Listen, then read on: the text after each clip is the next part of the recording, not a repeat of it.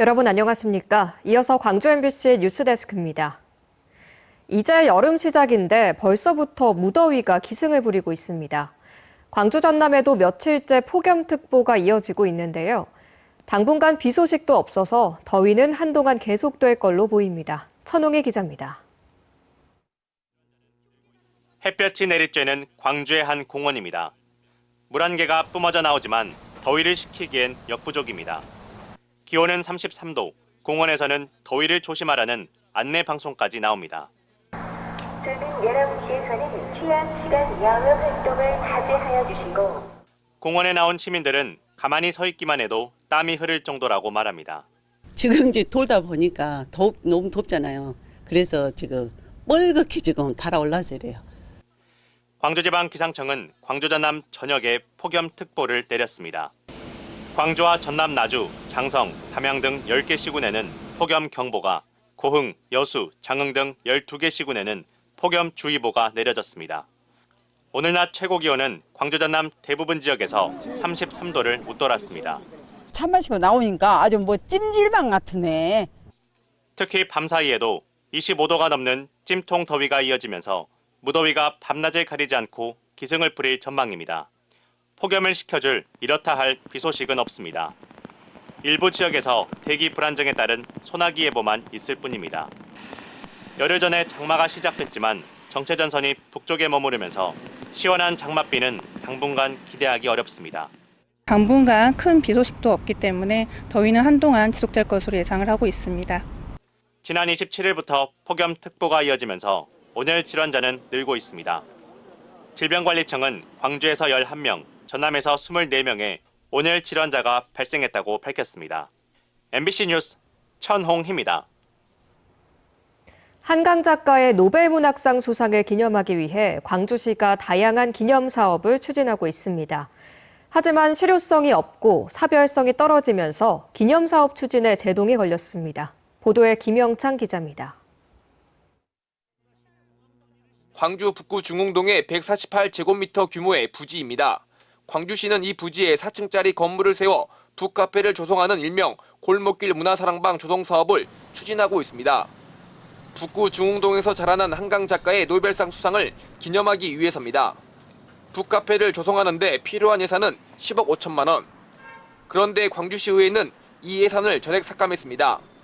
한 작가와 관련된 사업을 추진하는 타 지역과 비교했을 때 실효성이 없고 차별성이 떨어진다는 게 가장 큰 이유였습니다.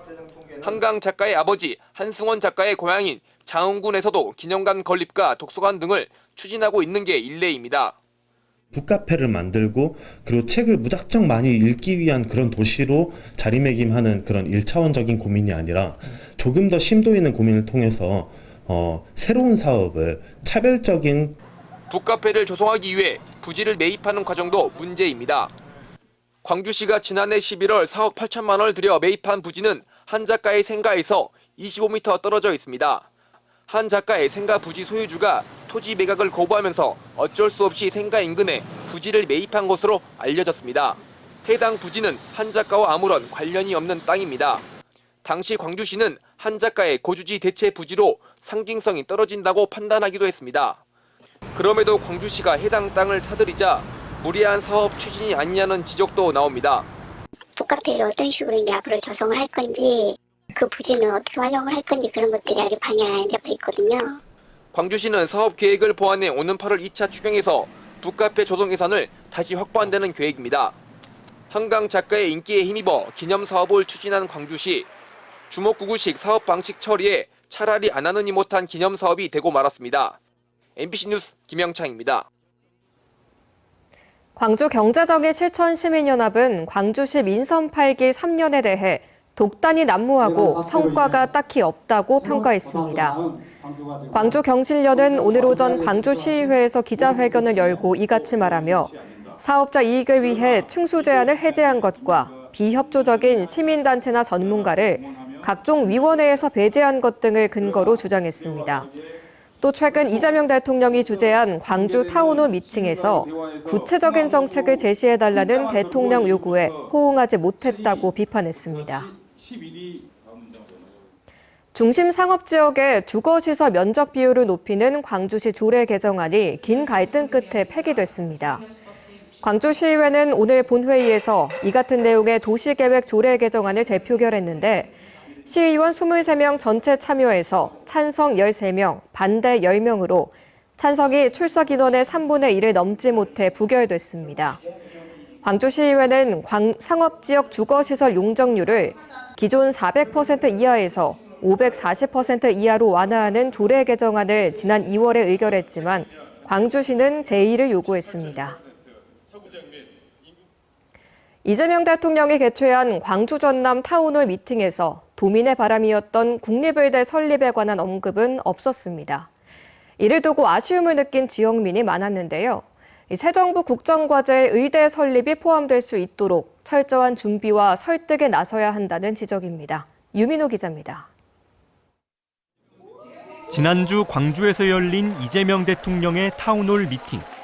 지역민의 목소리를 듣기 위한 자리에서 전남도민의 오랜 바람인 국립의대 설립에 관한 공식 언급은 없었습니다. 국립의대 유치 범도민 추진위원회와 국립순천대, 목포대 관계자가 내용을 준비했지만 광주 군공항 이전 문제를 두고 토론이 길어지면서 발언 기회를 얻지 못한 겁니다. 이 대통령은 대선 과정에서 전남과 전북, 인천 등의 공공의대 설립을 공약했습니다. 이번 타운홀 미팅에서 의대 설립 문제가 다뤄지지 않은 건 지역의 아쉬움으로 남습니다. 확답을 얻지 못했지만 전남도와 양대학이 지난달 발족한 통합의대 설립 공동준비위원회는 새 정부 국정과제 포함을 목표로 타당성 용역 등을 준비 중입니다. 직접 총장들이 국회와 정부를 찾아 설명회를 개최하는 일정도 마련할 계획입니다. 통합의과대학 타당성에 관한 용역을 발주하기도 하였습니다. 또한 새 정부 국정과제에 전라남도 국립의과대학 설립안이 추가될 수 있도록 노력하고 있습니다. 새 정부 집권 초기에 확정 추진해야 설립 가능성이 커지는 만큼 지역 정치권 목소리를 하나로 모아 정부와 소통에 나서야 한다는 주장도 나옵니다. 구체적인 기대 효과와 실현 방안을 원하는 이 대통령의 업무 성격상 설득 준비도 더 철저히 해야 한다는 지적입니다. 전라남 도당과 다른 정치권들이 이것에 대한 TFT를 만들어서 반드시 이번에는 실현시킨다. 정권 초기에 반드시 국정과제로 넣는다라고 하는 각오를 해야지 행정가들에게 맡길 일은 아닌 것 같습니다. 최근 의대 신설 주무부처인 보건복지부와 교육부 장관 후보자 지명도 마무리된 가운데 속도 있고 적극적인 추진 작업이 필요한 때입니다. MBC 뉴스 유민호입니다. 광양의 대표 특화 작물인 매실의 올해 수확이 사실상 마무리됐습니다. 올해 광양 매실 수확량은 냉해가 발생하면서 전년 대비 20%가량 줄었는데요. 문제는 기후변화의 영향으로 이 같은 피해가 해마다 반복되고 있다는 겁니다. 김주희 기자가 취재했습니다. 지난달 26일부터 시작된 광양 매실 수확이 이제 마무리 단계입니다. 올해 광양 매실은 관내 3,350여 농가에서 5,110여 톤을 수확한 것으로 집계되고 있습니다. 올해 매실 수확량은 지난해 대비 20%가량 감소했습니다. 광양 매실의 개화 시기였던 지난 3월 중순에 최저기온이 영하 2도 안팎까지 내려가면서 저온 현상에 따른 냉해 피해가 발생한 겁니다.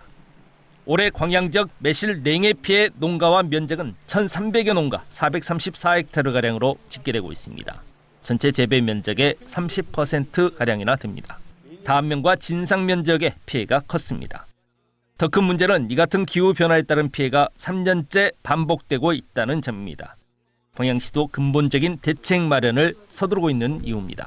저희가 이제 조금 간벌을 한다든지 아니면 주지를 좀 솎아가지고 충분히 이렇게 광환경이 이루어질 수 있도록 해서 저희가 이제 수정률을 좀 높이려고 지속적으로 안내를 할 계획입니다. 피해 농민들의 긴급 복구비 지원을 위한 행정 절차에도 속도를 내고 있습니다. 현재 매실 피해량 조사를 마친 데 이어 농식품부의 피해 신고 접수까지 마쳤습니다. 전년에도 10월 달에 이렇게 나온 걸 봐서 올해도 아마 10월쯤 농림부에서 확정을 해서 복구비 확정이 돼서 내려올지 않을까 그렇게 보고 있습니다. 전국 매실 재배 면적의 24%를 차지하고 있는 국내 대표 매실 주산지 광양시. 올해 매실 수확은 대부분 마무리돼 가고 있지만 해마다 반복되고 있는 기후 변화에 의한 냉해 피해 때문에 농정 당국도 농민들도 모두가 고민이 깊어질 수밖에 없어 보입니다. MBC 뉴스 김주희입니다. 일제 강제동원 피해자인 고 이춘식 할아버지의 자녀들이 제3자 변제 방식의 배상금 신청 서류를 위조해 검찰에 송치됐습니다. 광주 서부경찰서는 사문서 위조 등의 혐의로 이춘식 할아버지의 자녀 2명을 검찰에 불구속 송치했다고 밝혔습니다. 이들은 지난해 10월 이 할아버지가 투병 중인 병원에서 일제 강제동원 피해자 지원재단에 판결금 수령을 위한 서류를 병원 서류라고 속이고 서명하게 한 혐의를 받습니다.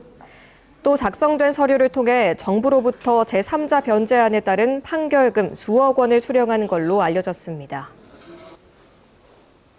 고형 연료 제품 SRF 제조시설의 운영 주체인 청정 빛고울이 광주시에 수천억 원대 손해배상을 청구해 이를 예상하지 못하고 중재에 임한 광주시에 비판이 제기됐습니다.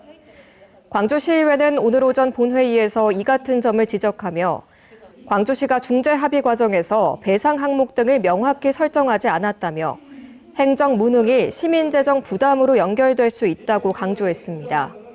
이에 광주시는 청정 빛고울이 돌연 최초 신청금보다 27배 높은 2,100억 원을 요청했지만 대부분 조정 사유가 아니라며 중재를 위임받은 포스코 ENC에 중재 종료를 요청했다고 밝혔습니다. 폭염 속에 에어컨을 설치하던 20대 청년 노동자가 쓰러져 숨진 사건과 관련해 노동당국이 회사 관계자들의 무혐의 처분을 내렸습니다.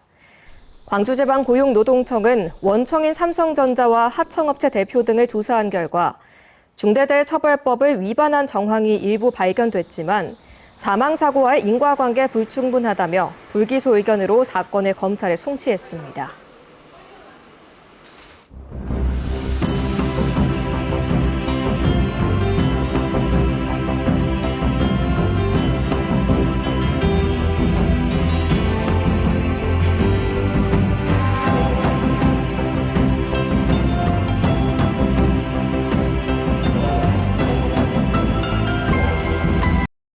언제 어디서나 내 손 안의 뉴스. 광주 MBC 뉴스 유튜브 구독으로 함께하세요.